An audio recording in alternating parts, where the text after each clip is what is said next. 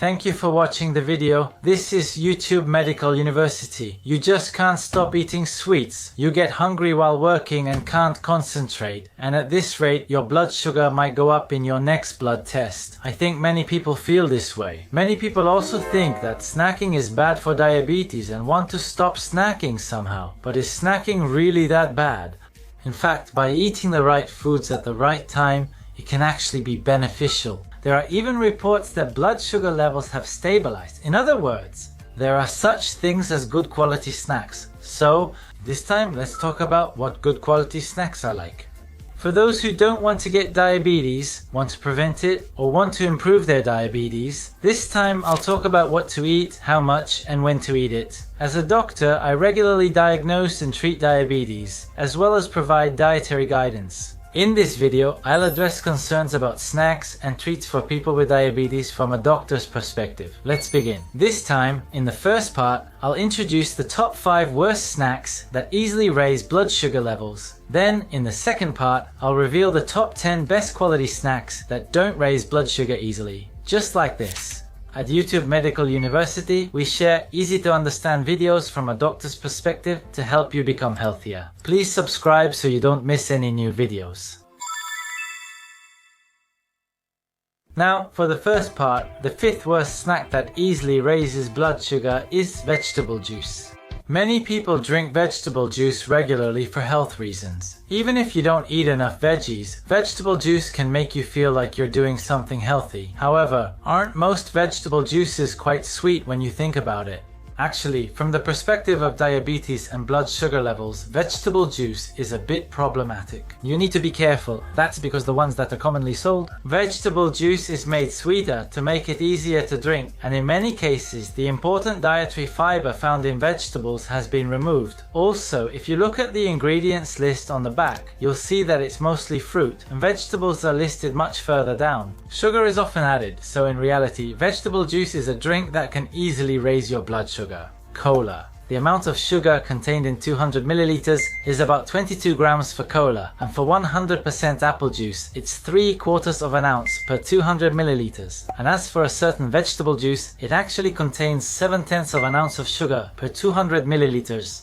Vegetable juice contains almost the same amount of sugar as cola or fruit juice. Of course, there are also vegetable juices with very little sugar. Be sure to check the ingredients label on the back to see how much sugar is included and whether any sugar has been added. For your health, make sure to check these things. If you want to drink vegetable juice, making your own is a smart choice. With homemade juice, you don't lose the dietary fiber and you don't add any sugar, so it's basically the same as eating vegetables. Please consider this instead of store-bought vegetable juice. Be cautious with store-bought vegetable juice. Here is the 4th worst snack for raising your blood sugar. Japanese sweets. I intentionally included Japanese sweets in the ranking. Many people might think that Japanese sweets are lower in calories and not that bad for your blood sugar, but actually that's not the case.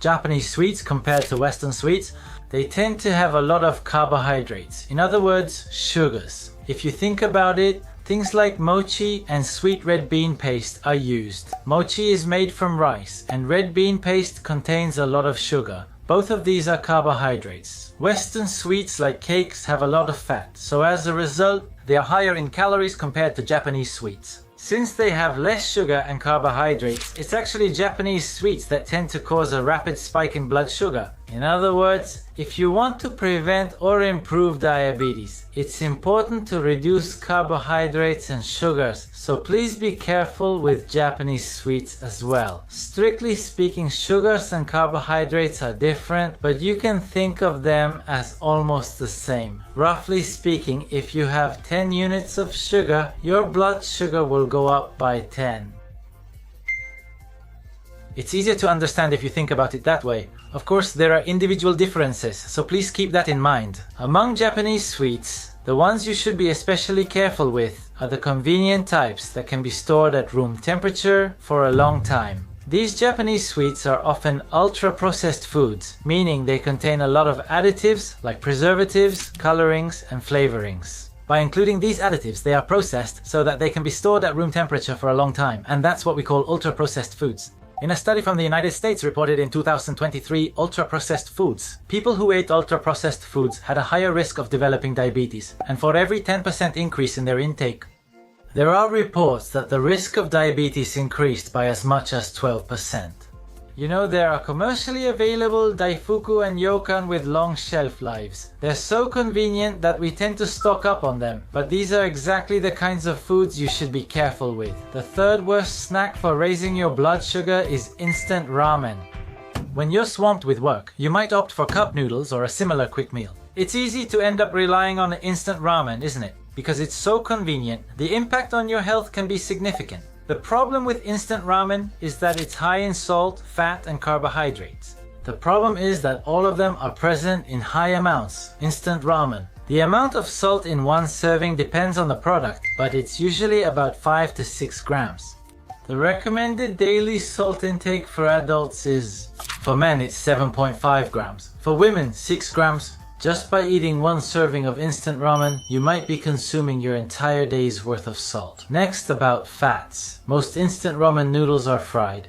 Of course, they also contain a lot of oil. And then, carbohydrates. Instant ramen is mainly made from wheat and it's white. You need to be careful with carbohydrates. For example, ramen noodles, udon, and bread. These refined wheat products contain a lot of pure carbohydrates. On the other hand, whole grains or unrefined wheat, which aren't pure white, usually contain not only sugars but also dietary fiber, vitamins, and various nutrients. So instant ramen contains a lot of sugar, which is broken down into glucose in your body and causes your blood sugar to spike rapidly. Even so, instant ramen is convenient and tasty, so people tend to eat it anyway. So should you never eat instant ramen? Actually, by making some adjustments, you can reduce the risks. So please give these tips a try. The first tip is to leave the soup behind. The oil dissolves into the soup and it also contains a lot of salt. Be sure to leave the soup behind.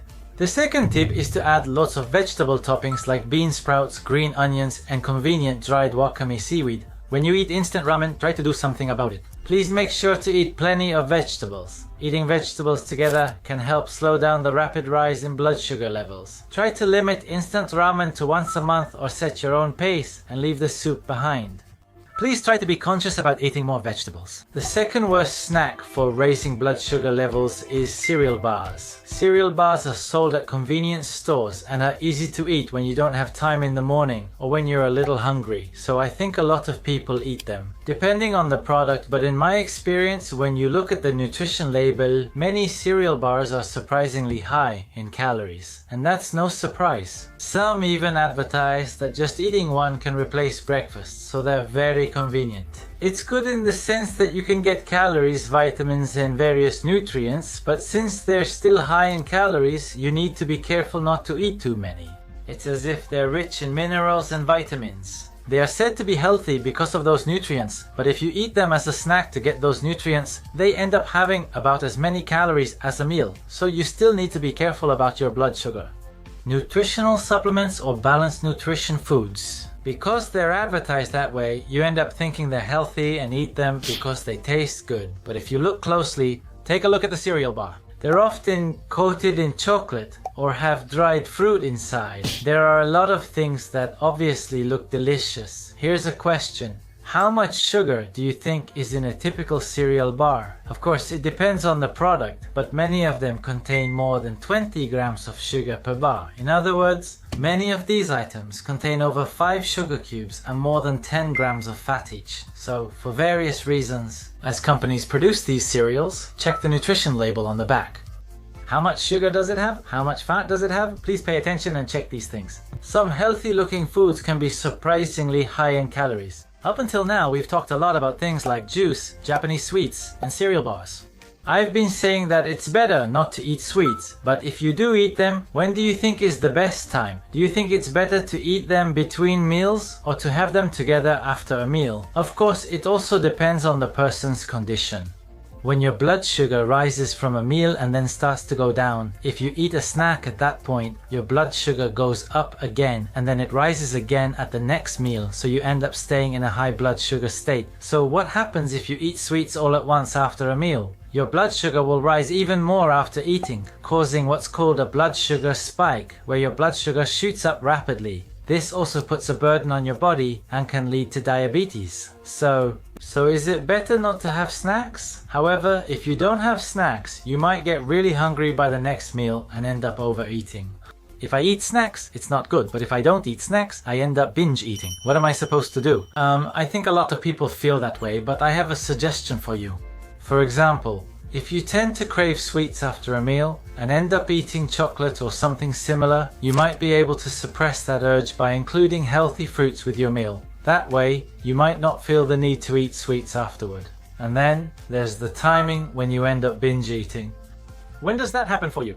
I think there aren't many people who binge eat at lunch or breakfast. Most people tend to binge eat at dinner. If that's the case, having a healthy snack in the evening that doesn't raise your blood sugar too much might help prevent binge eating later on. It's important to think about your own lifestyle and intentionally include snacks or add fruits to your meals to help suppress the urge to snack. Making these kinds of adjustments is important. If you just keep forcing yourself to endure, you might start to wonder what you're living for, right? I believe that deciding on the right timing and amount to enjoy the things you truly like is really important for living true to yourself and enjoying life. However, if you're too honest with yourself and end up overeating and harming your health, that defeats the purpose. I hope you'll keep balance in mind. Now finally, here's the #1 worst snack for raising your blood sugar: dried fruit. Even though I just said earlier that it's good to include fruit, I've put dried fruit at #1. Many health-conscious influencers eat stylish dried fruits, so you might think they're healthy. They're sweet and easy to eat, so you might feel like, this is it. Some of you might have thought, maybe I can do this too, and bought dried fruit to eat. Dried fruit is basically fruit that's been dehydrated, so the nutrients found in fruit are concentrated. In that sense, it might be good for your health, but what about when it comes to blood sugar? How does it compare to fresh fruit? Since dried fruit obviously has had its water removed, the amount of sugar per gram is completely different. For example, fresh grapes contain about 15 grams of sugar per 100 grams, but when it comes to dried fruit, like raisins, the amount contained per 100 grams is the sugar content is 70 grams. That means it has about 5 times more sugar. Dried fruit is sweet and light, so it's easy to eat a lot of it, but that's because it's concentrated. Please don't forget that it's sugar, and what's even more important to watch out for is that it's often marketed as if it's healthy. Some dried fruits are even coated with sugar on the surface. When they're coated with sugar or syrup, they're easier to pick up, store and eat, but of course the amount of sugar increases. How much dried fruit is needed for 100 kilocalories? For thinly sliced mango, about 7 pieces provide 100 kilocalories. Dried pineapple pieces are also available for purchase. Around 5 pieces of dried pineapple or prunes equal about 100 kcal. It's easy to consume 100 kcal with just a small amount, but that doesn't necessarily mean dried fruit is bad. I'm not saying to avoid dried fruit completely. With creativity, you can benefit from their concentrated nutrients. Try finely chopping and adding them to low-fat yogurt, for example. If you add a small amount of dried fruit, it can be a nice flavor accent for yogurt. Yogurt itself helps regulate your gut environment and contains a certain amount of protein, so I think using dried fruit as a flavor accent like that is a good idea. And another suggestion is to eat dried fruit together with nuts. At YouTube Medical University, we've talked many times about the benefits of nuts, but if you keep eating the same kind of nuts, you can get bored, right? At times like that, mixing a little bit of nuts and dried fruit together and eating them might be an effective way to make use of dried fruit. So, rather than thinking of dried fruit as your main snack, it might be better to see it as a treat to add flavor, create an accent, and enjoy the taste. Thank you for waiting. In the second part, let's talk about what would happen if you replaced your current snacks with healthier options. I'll introduce 10 snacks, including some that I personally eat regularly, so please listen in. Here at YouTube Medical University, we share useful health information based on data from a doctor's perspective. I hope you'll subscribe to the channel and check out our new videos. The 10th best snack that doesn't raise your blood sugar much is high cacao chocolate. Have you all ever tried high cacao chocolate? Cacao percentages can go as high as 95%. I remember my first time trying high cacao chocolate. It tasted bitter and not sweet at all. I thought it wasn't even chocolate, but surprisingly many people actually eat high cacao chocolate. Many healthcare workers are eating it. I wondered why they'd eat something so bitter, but after trying it, even though it's bitter at first, the cacao flavor gradually spreads out afterward. The original umami and aroma start to come out, and I began to think that this is actually pretty tasty in its own way. I recommend eating it slowly and savoring it little by little. On the other hand, once you get used to high cacao chocolate, regular chocolate starts to taste too sweet and doesn't really suit your taste anymore. Of course, this high cacao chocolate, since it's 60% or even 90% cacao, the sugar and carbs are kept pretty low, so if you usually eat chocolate, just switching to high cacao chocolate can really help you cut down on your sugar intake. And that's not all. Cacao also contains the bitter components are expected to help suppress your appetite. If your body mass index is over 25, research reports suggest that obese individuals may have a dulled sense of taste, particularly for salty flavors. It means they can't enjoy food unless the flavors are strong. For people who like strong or salty flavors, that's why I recommend this high cacao chocolate. The reason is, since it's bitter, you won't feel like eating a lot of it. Bitterness is a warning sign. The brain recognizes bitterness as a signal. As a survival instinct, humans know that bitter foods often contain toxins or can harm the body if eaten in excess. So, the brain instinctively suppresses appetite to prevent overeating bitter things. That's why, by enjoying the bitterness and the aroma and flavor of cocoa little by little, you can prevent overeating. I highly recommend this high cacao chocolate. At first, you might think it's bitter and not tasty at all, but please give it a try. You might be surprised. I'll put my recommended chocolates in the description below. The 9th best snack that doesn't easily raise your blood sugar is yakitori. You might think it's a bit of a joke to have yakitori as a snack, but that's not necessarily the case. It doesn't have to be yakitori. It doesn't have to be yakitori. Products made from chicken, like salad chicken, are also good. Please keep that in mind. It might sound a bit forced, but yakitori and other chicken products are actually excellent foods when it comes to blood sugar. The reason is very simple. Simply put, it's because chicken is a source of protein, and among meats, chicken is high in protein and low in fat. Of course, things like chicken skin skewers are an exception, but basically, whether it's thigh meat or breast meat, chicken has relatively less fat compared to other meats. By consciously eating chicken and other protein sources like this, you can maintain or even increase your muscle mass. When that happens, your basal metabolism goes up. So just by living normally, you burn more energy, which makes it harder for your blood sugar to rise. I think you should consume at least as many grams of protein as your body weight. If you weigh 60 kilograms, you should have 60 grams of protein a day. Getting enough protein can be challenging, which is why choosing protein-rich snacks is crucial. As a yakitori lover, let me share how to enjoy yakitori in a healthy manner. I'll introduce some recommended menu items. I recommend the negima, sesari, liver, and sunagimo. Be careful not to eat too much chicken skin or tail, even by mistake. And when it comes to seasoning, of course, it depends on your preference, but I recommend choosing salt over sauce. That's better. Be careful not to use too much salt. If you like spicy foods, things like shichimi pepper, yuzu pepper, or wasabi are good options. Try enjoying flavors other than salt when eating yakitori. The sauce contains quite a lot of sugar, and the salt can easily raise your blood pressure. So please be careful. And I think it would be good if you could enjoy various flavors like spiciness and different spices while having fun. The 18th best snack that doesn't easily raise your blood sugar is yogurt. Yogurt is relatively easy to buy as a snack when you feel a little hungry. I recommend it, and if possible, choose unsweetened or low sugar yogurt. For low sugar yogurt, look for something with about 8 grams of sugar per 160 grams. That's what's being sold, and yogurt is also rich in protein and minerals.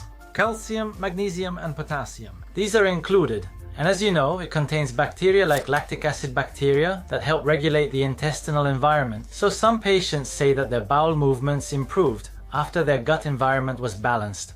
For those who find unsweetened yogurt bland, for example, try adding a small amount of blueberries or some fruit to adjust the flavor, or use a teaspoon. Adding a small amount of sugar, about a teaspoon, is also an option. Store-bought ones have sugar added. Yogurt does have a high amount of carbohydrates, so please be careful about that. And also, there's also something convenient, the mom yogurt that's often sold at convenience stores. It falls under the category of sweetened yogurt. In other words, sugar has been added to it. So, there may be many people who, thinking it's healthy, end up drinking yogurt together with their lunch from the convenience store. I also drink it occasionally, but I hope you'll keep in mind that it is actually high in calories. The 7th best snack that doesn't easily raise your blood sugar is canned mackerel. Eating mackerel as a snack might be something only people who are really health conscious do, but I highly recommend it. Mackerel, like chicken, is mostly made up of protein, so even if you eat a lot of it, it doesn't raise your blood sugar that much, which is a benefit. As I mentioned earlier, protein is an essential nutrient for maintaining or increasing muscle mass. And that's not all.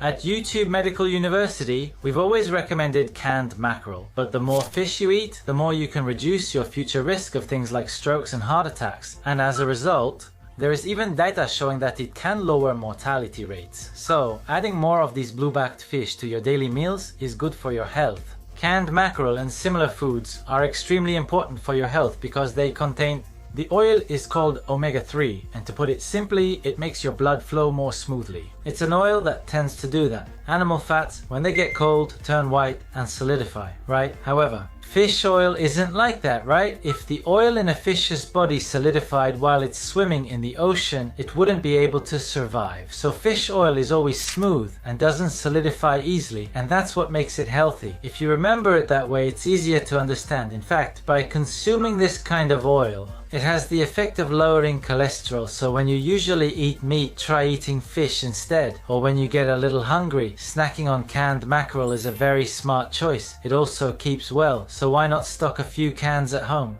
Top 10 snacks that don't easily raise blood sugar. Number 6. Here we have soy products. Soy products are a great match for Japanese people. This includes edamame, tofu, and natto. These soy products, there are reports suggesting that they may help improve blood sugar levels. A study from the University of Massachusetts in the United States found that consuming soy foods like tofu lowered cholesterol, improved blood sugar levels, and ultimately reduced the risk of diabetes and further down the line, heart disease. In addition, another study involving 60,000 Japanese people reported that postmenopausal women who consumed soy had a reduced risk of diabetes. What is it in soybeans that's so beneficial? The reason is believed to be a nutrient called soy isoflavones. These soy isoflavones have a structure similar to the female hormone estrogen found in the body. Because of this, it's thought that soy isoflavones may help improve blood sugar levels.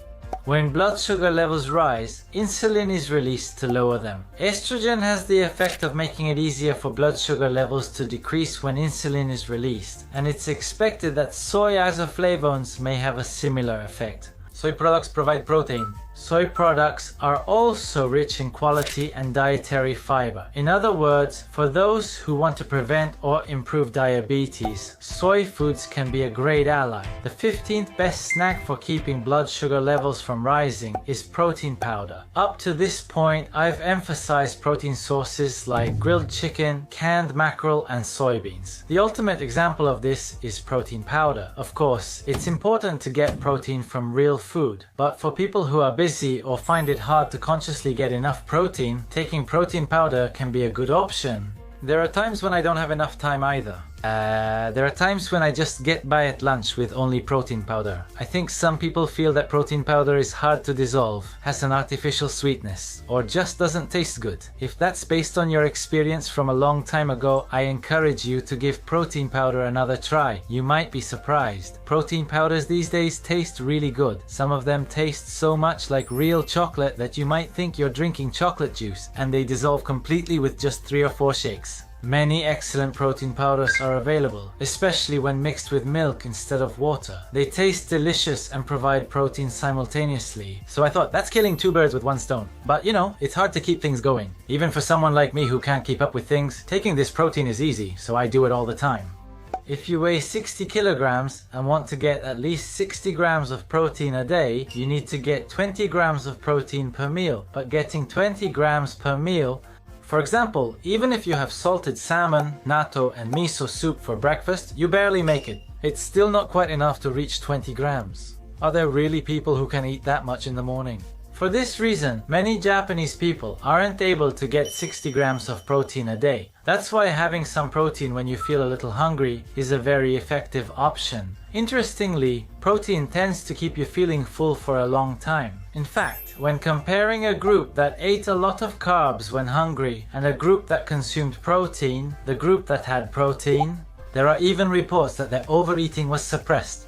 Being mindful to consume protein when you feel a little hungry can actually help suppress overeating itself.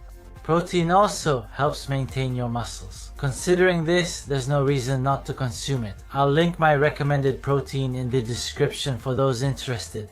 The fourth best snack that doesn't easily raise your blood sugar is overnight oats. We're suddenly getting into specific foods here, but I included this because I tried it myself and it was really delicious. So, what exactly is in overnight oats? Simply put, it's oatmeal. Oatmeal is considered a superfood. It's low in carbohydrates and rich in dietary fiber. And that's not all. It's also rich in vitamins. And some people say that when they replaced their staple food with oatmeal, they saw their weight drop quickly. Even among the healthcare professionals around me, there are people who consciously include oatmeal in their diet. I was also recommended oatmeal and I actually started eating it, but honestly, it didn't taste good, so I quit right away. That's when I tried overnight oats. Overnight means letting the oatmeal sit for a whole night. It's a dish, and you don't even need to use heat. Just mix it the day before, and the next day it's delicious and ready to eat. It's that kind of dish. If you make it the night before, you'll actually look forward to waking up and having it for breakfast. Oatmeal is made from a grain called oats. It's unique and quite hard, requiring hot water to eat it, but even then it's still challenging. It's dry and tasteless. Plus, cooking it is a hassle. But with overnight oats, you just soak them and they become soft, so there's no need to boil them. Here's how you make it. Put oatmeal in an airtight container, add milk or yogurt, and then add a small amount of your favorite fruit or other toppings. Mix well, let sit overnight, and it's ready to eat.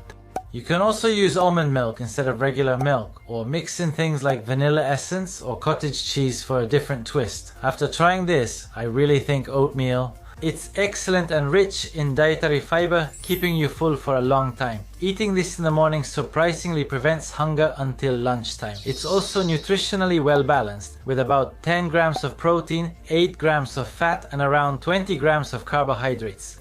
The amount of protein per serving is a little low, but the total calories are about 200 kilocalories, so you can really keep it under control. And even though it has carbohydrates, it's rich in dietary fiber, so your blood sugar doesn't spike quickly. If you've given up on oatmeal, I really recommend trying these overnight oats. The third best snack that doesn't raise your blood sugar easily is fruit. I put dried fruit in the worst 5, so on the opposite end, consciously choosing real fruit as a snack is much better than sweets that contain a lot of sugar. So, which fruits do I recommend? The fruits I recommend are blueberries, kiwi, and next, apples.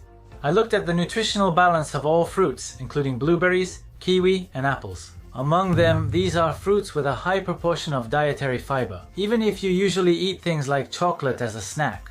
It's hard to get enough dietary fiber. Instead, consuming fruits rich in dietary fiber has great benefits, such as slowing the rise in blood sugar and improving bowel movements. And that's not all.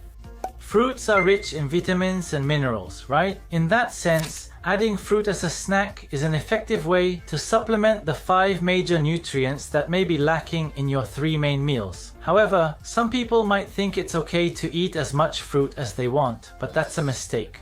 Fruits also contain a lot of carbohydrates. The carbohydrates are present in fruits. Sugar is known for being absorbed very efficiently, so if you eat a lot at once, your blood sugar level will spike rapidly. Try to remember to keep it to about a handful. For blueberries, a handful. For apples, about what fits in one hand, which is about half an apple. And for kiwis, half as well.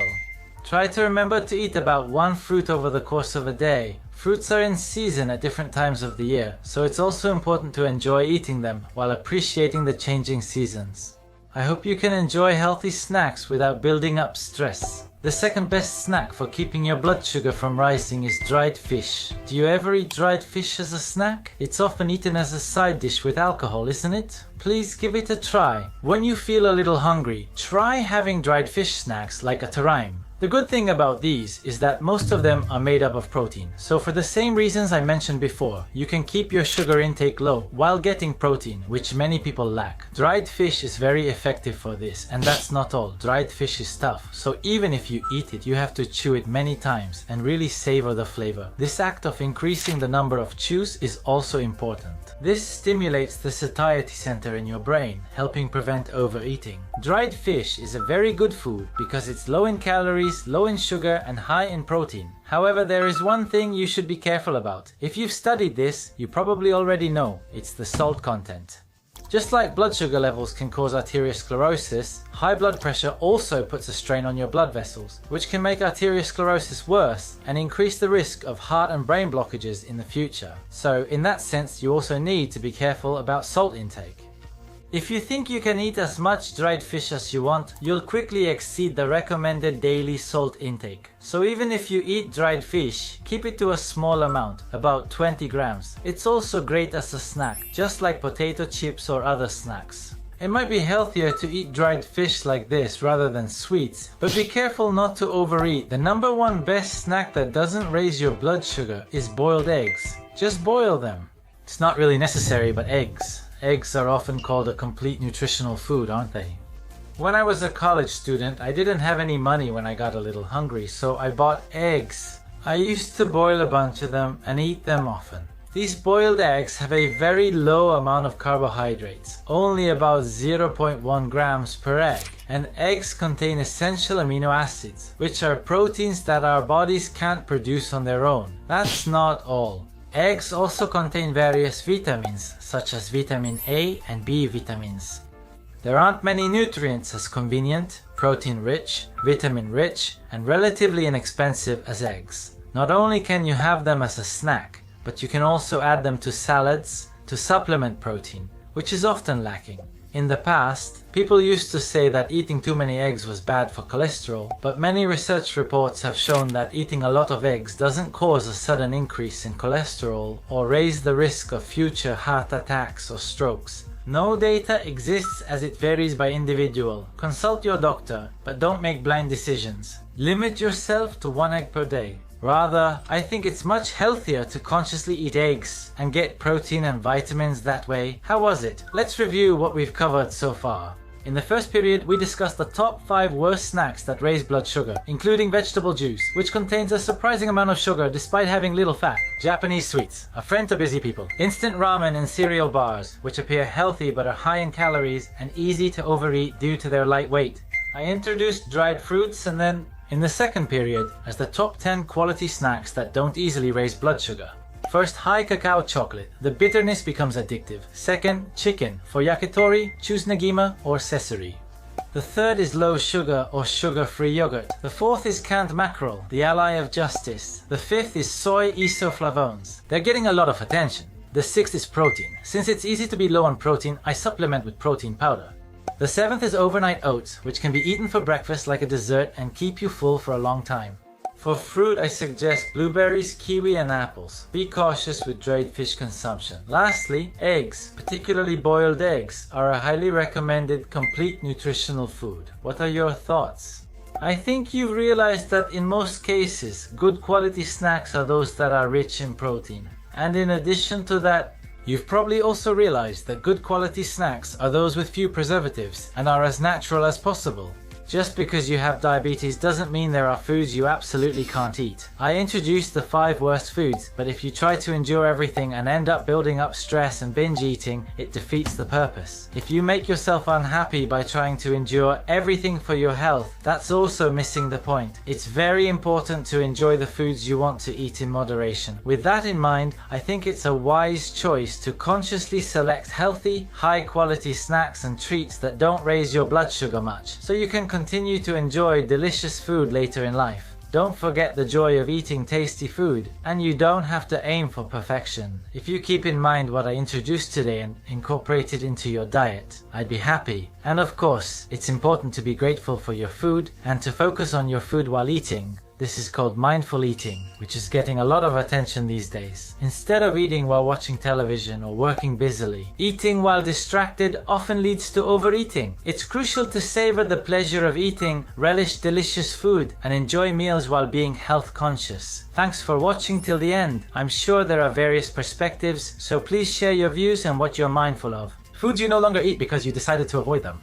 Please share your thoughts in the comments, as it may help others. Also, read through the comments section for more insights. If you could also share any concerns or troubles you have about snacks or snacking, I'm sure it will help others who have the same worries, just like this. At YouTube Medical University, we share useful health information based on data from the perspective of an active physician. There is so much information out there. Living in modern society, having at least one trustworthy information source is crucial. Subscribe to the channel to stay updated and give it a thumbs up if you find it helpful. It really helps me out. Well then, I'll see you in the next video.